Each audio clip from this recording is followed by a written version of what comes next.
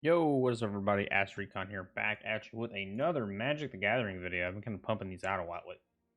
So, today's video, I kind of want to talk about deck building and like the three different stages of it and kind of build an example deck. So, today's video is pretty much going to be about standard as a whole, and what we're going to be building off of out of the standard set currently. As of today, on April 28th, 2020, the standard cards in the format right now are as follows. You have Throne of Eldraine, Theros Beyond Death, Ikora, M21, Zendikar, Kaldheim, and Strixhaven. Now, I want to preface this by saying that once like the next couple sets come out, these four here, so Core 21, Ikora, Theros, and Throne, will all probably be sunsetted out of the standard rotation. So it will then be Zendikar, Kaldheim, Strixhaven, and whatever the next couple sets are. So we're going to be building a deck primarily out of green, out from standard. The reason I say this is because I think it's important to kind of start off with, because green is a pretty big stable color. It's easy to kind of start off with, a bunch of big creatures and all that. So, the first thing I want to talk about is this mechanic. Well, people call it ramp. So, ramping is the idea is that you always are going to have more mana than your opponent at any given time, which is what green needs to cast higher cost creature spells early on in the game so that you can win. Basically, you're trying to ramp out before blue can counter you, before red can burn you, before black can kill you, and before white can lock you down. Now, I will say that one of green's biggest drawbacks is board wipes. It's very hard for green to recover from a board wipe. What I mean by board wipe is a card that literally destroys every creature on the field. Now, there are ways to get around that with green. There's cards that let you bring stuff back from the graveyard, but you can also splash an additional color. Or again, you just kind of beat your opponent in, building up the ramp, which is what these creatures are. Which is, it's two colors for a 1/1, but you tap it to add one mana of any color. Now, these are good. Don't get me wrong. These are pretty good. Woodland Mystics are good. But in our Visionaries, three drop for a 2/2 with draw power, it's okay. I don't like those. I would rather run the Ilysian Caryatids, which you add 1 mana of any color. If you control a creature power greater, you add 2 mana instead.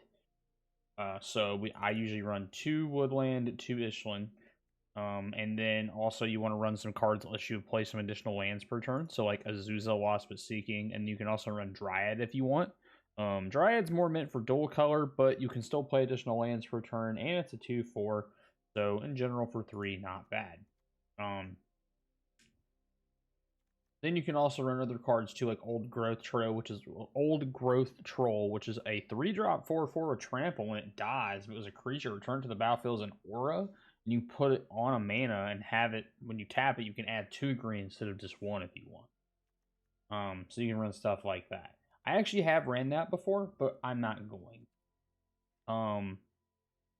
You can also run cards like Pretenda, Call of the Hunt, which we're definitely going to run, which basically says whenever your devotion to green is whatever, that's its power. It gets +1, and each creature enters the battlefield gets +1/+1 as a counter. They're pretty good overall. Cards like Ashaya, Soul of the Wild, which is equal to the number of forests you have. The Great Henge is also pretty good because whatever your creature's power is, it costs X less. So the idea is if you have like a 5/7 on the field, right? Let's say if we're going to do this Ancient Warden card, which honestly you can, it's a good counter for discard, I would say. Actually, no, we will run that. So you can play lands from your graveyard, and then with this, you can add 2 mana to any card whenever a non-creature token controls enters the battlefield. You put a 1/1 counter on it and draw a card, which also triggers off this. So you get 2 1/1 counters, and you get draw power. Really good. Really, really good stuff. Now we're back to searching into green. So the next card that we're going to be talking about here that is a must-have. Gotta have Cultivate. Now you can either run Mystical Archive version. Doesn't really matter if I do the same thing. Just for the sake of sanity here, we're going to run 3. I know people are already thinking, like, my god, why does he have so much ramp? Well, with green, gotta have that ramp. It's important. Now, I'm also going to assume that you don't have a lot of cards out of Strixhaven yet either. I'm building off the premise that Strixhaven does not exist to you yet, mainly because, one, I haven't really found out a deck. I've been kind of trying to work with other cards, kind of see how it works. But two, this deck setup that I usually run kind of works. So we're going to add Nylea, Key-Eyed. It's a 5/6 indestructible. When your devotion to green is less than 5, it isn't a creature. But your creature spells cost 1 colorless less to cast. That's big. The other part here is pay 1 green, 2 colorless, reveal the top card of your library. If it's a creature card, put it in your hand. Otherwise, you can put it in your graveyard. Really good. We're also going to run 2 questing beasts. It's a Vigilance, Death Touch, Haste 4/4. It can't be blocked by creatures with power of 2 or less. Combat damage to be dealt to creatures you control are prevented. And whenever questing this deals combat damage to a player, it deals damage to an opponent. It deals that much damage to a planeswalker that player controls. So pretty good if you're running up against some planeswalkers. So some other note cards here that you could put in. Gigantosaurus. I mean, it's a 10/10. There's really there's no downside if you do or don't there. Ironscale Hydra. If a creature be dealt damage to Ironscale Hydra, prevent that damage. You put a 1/1 counter on it. Pretty good. You can also run stuff like Scoot Swarm and all that. We're not doing that. We're going for big beefy creatures here. So you can do stuff like, actually found it, Elder Gargaroth. It's a Vigilance Reach Trample 6/6 for 5. Whenever it blocks, choose 1, create a 3/3 green beast creature token. You gain 3 life and draw a card. Now, also, I will go ahead and tell you this just based upon what you're seeing here. A lot of these cards do take wild cards. So just be aware of that. This is not a budget deck. This is just an example deck of kind of like what I would build if I had the wild cards and what I would do. And it's just a really fun deck to play. Kogla the Titan Ape, it's a really good card. 7/6 for 6. It basically just makes it so when it enters the battlefield, you attack another creature the opponent controls, but everyone forgets about the secondary effect. Whenever Kogla attacks, destroy target artifact or enchantment defending player controls. I run 2 of those. You can also run Epic Proportions if you want to. That's pretty good. Nyxbloom Ancient is really good. We're going to be running that. It's a 7-drop 5/5 that makes all your mana tap for triple the amount. Thorn Mammoth is also pretty good because it does the same thing that Kogla the Titan Ape does, except it's when any creature enters the battlefield, he attacks something. Beanstalk Giant for mana, and also because it's equal to whatever your forests are, we run 2 of those. See what else do you run here? There's a few other cards that we can definitely pump up in here.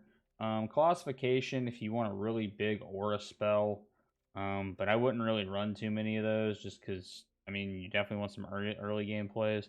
Vivien, Monsters Advocate's pretty good, just because you can -2 it and then literally play 2 cards with the same CMC cost.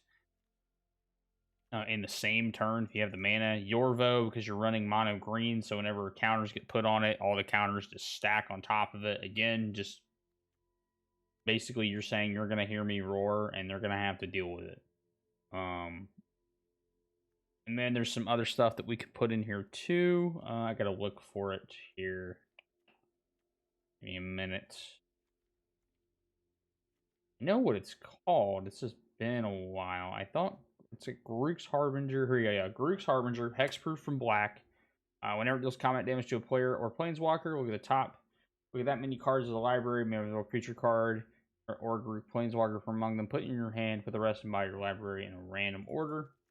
Run 2 of those. 2 Garruk Uprisings, because whenever a creature with power 4 or greater does enter the battlefield, you can draw a card. And also, all the creatures you control have trample.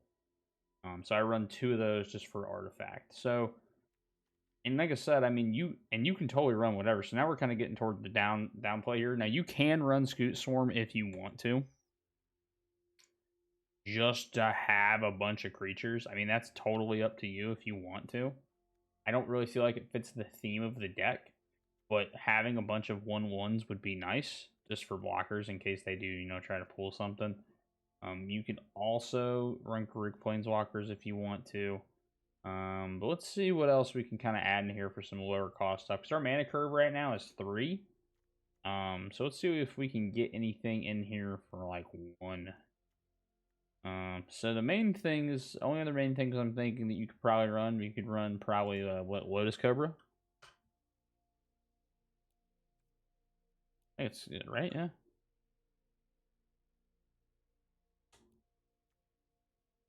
Is Lotus Cobra not? Huh. I'm trying to remember. I thought that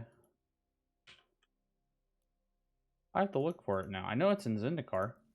I'm probably just not spelling it right. I could have sworn that Lotus Cobra was only a 1-drop card. Oh wait, no, that's in I'm on Kitty Cat. Never mind.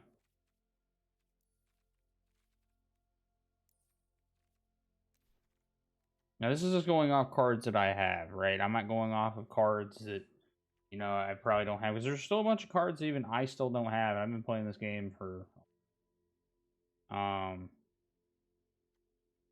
there's some other things that we could probably run. I mean, if we really wanted to here. Old Growth Troll.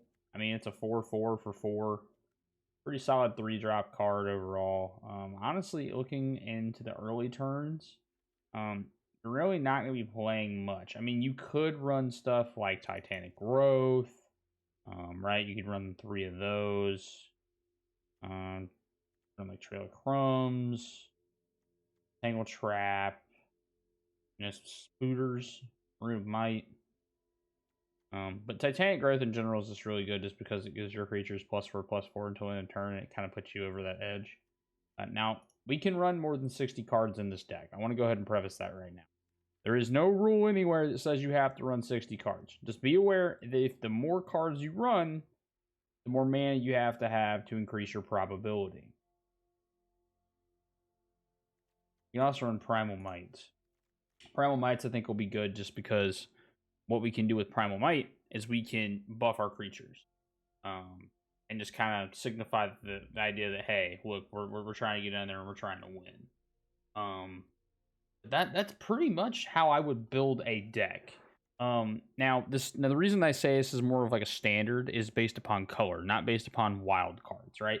I don't expect people to have all of these wild cards because this is in no way, mean, shape, or form a budget deck. It is not. I'm going off the assumption that you've been saving your wild cards. You want to build a deck of your own that isn't based off of another deck, and you kind of want to just jump in and build your own deck, right?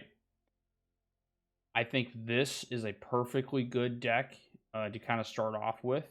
You're not going to win every game, sure, but you are going to be able to signify going home, in standard, that hey, I'm going to get in there and I'm going to get these W's. Because at the end of the day, I mean, your mana curve is 3, right?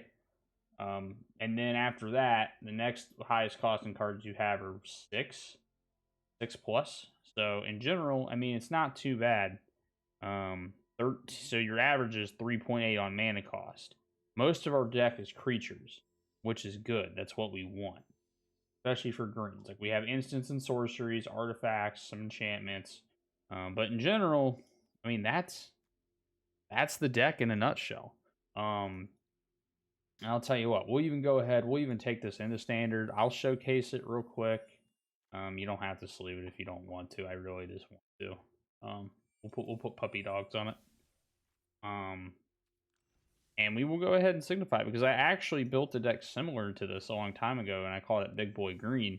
And it was when I was first really getting into Magic, trying to figure out what it was that I wanted to really play.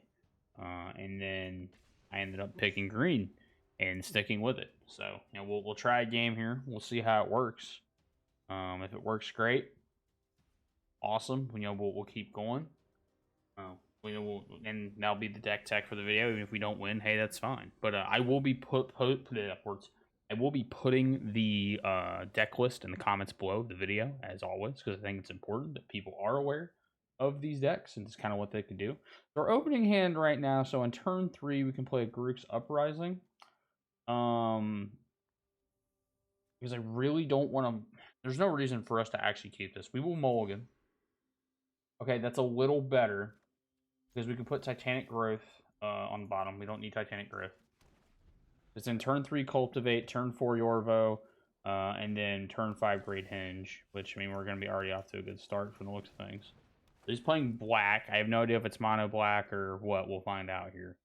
But more than likely, he's going to play, like, Gasp of Darkness, Eliminate. Actually, he's not playing Kill Card. Ooh, we drew in the Nyxbloom Lotus. That's a little spicy. So actually, my brain is honestly telling me to get greedy and go ahead and just play Yorvo now. Now we need to ramp. I was literally just talking about all video, like how you need to ramp, and I'm over here thinking, like, nah, we don't need to. We also have Nyxbloom in our hand, too, so that's pretty good. So it is already turn 3. We are up 2 mana on the opponent. We're not going to attack. I mean, we could hit him for 1, but in case he has Fatal Blow, we won't. That's a card that I run. So whenever a creature's tapped, destroy it. I'm really not trying to do that right now. So we'll go ahead, play Yorvo. Alright. And next turn we can play Great Henge, or we can play Nyxbloom. Yep, that's what I thought.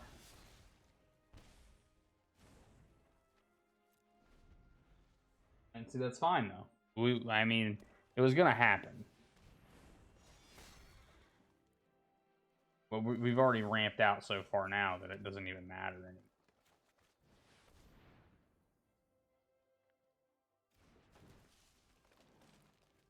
And the thing is, and because of this, he's just going to be wasting a lot of his kill spells, which is fine for us. And that's one of the big counters against green. He's like, watch it. Yep, eliminate. There we go. And that's all it's going to be. He's just going to keep using kill spells, but we don't care because we're just going to keep playing creatures. So then we'll go ahead and I don't really want to hard cast Great Henge. And we'll pay 2 for Great Henge. And we'll go ahead and tap it just to gain the life back.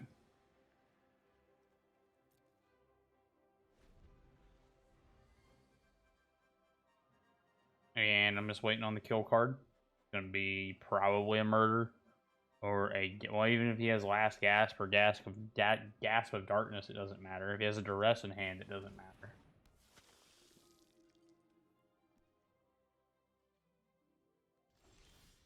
And now, pretty much at this point, we're just going to be drawing mana, but that's totally fine.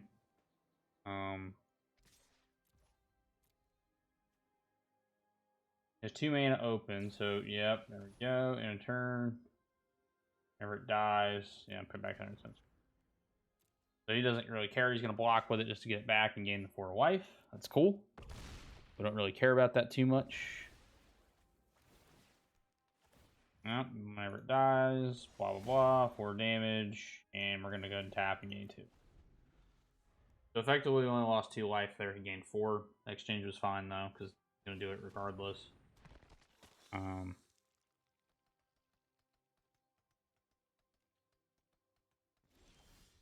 And alright, here we go. Play Vivien. Play Ironscale Hydra off the top of our deck. That's just spicy.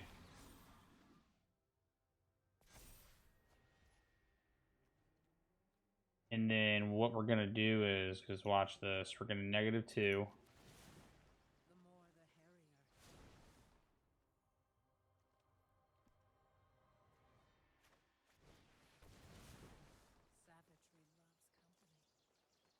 Search your deck.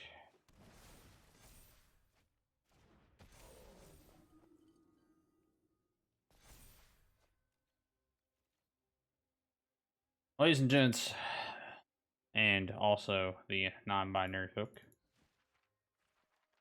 represent peace. Y'all doing good.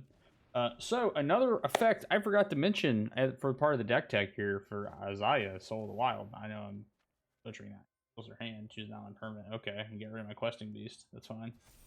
Anyway, so it makes all my creatures lands. They all tap for green. So right now he's pressured, right? So he's going to attack with a 3/4. He's going to gain the life. That's fine. We're going to block with this because it'll get a counter on it. That's cool. We don't care. So he's going to do it again. Okay, cool. You gain 5 life. I lose 5 life. Oh, wait. What? Oh, yeah. Because it didn't, technically damage didn't happen. Prevent the damage. Gonna sack it. He keeps sacking because he keeps trying to draw cards. Looking for a kill spell. And ladies and gentlemen, that's a scoop. Because it would have kept going. I would have swung out this turn and would have killed him.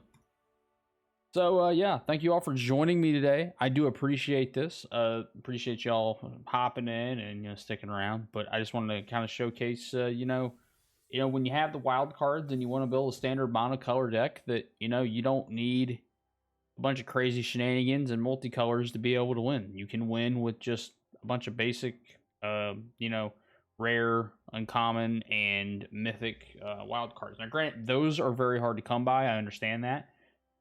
But I'm also going off the assumption you've been playing for a little bit, you've been saving for your wild cards, and you want to build a deck. And if you want to build a deck, I think that Push It Real Good is what I'm going to call this deck. It will be perfect. Because your deck goes from applying literally 0 pressure to just applying all of the pressure. And red won't know what to do with it. Black won't know what to do against it unless it's like multi-target spells that do killing or sacrificing. White can board wipe, but then again, even in standard, there's only 2 board wipes. One of them you have to foretell to make it cost 3, otherwise it costs 5. The other one costs 4 and lets you return 2 creatures to your hand, otherwise it costs 6. So, in terms of standard with this deck, I think you're going to be fine. Like I said, your biggest competitors here are going to be mono black, anything with board wiping or just killing or sacrificing. Rakdos, which is red black, blue just for counters in general. Everybody struggles against blue, which I'll have to get a buddy of mine to help me play. What kind of play test to kind of show some examples of how to combat against blue. As a former blue player, and I played a lot of blue decks in Magic, I still do occasionally. You have to out poker them. And we'll go all with that into another video. But I just wanted to, set it home and, basically say like, hey, this is what's happening. This is what's going on. So, thank you all for joining me. I'll catch y'all in the next video. Peace.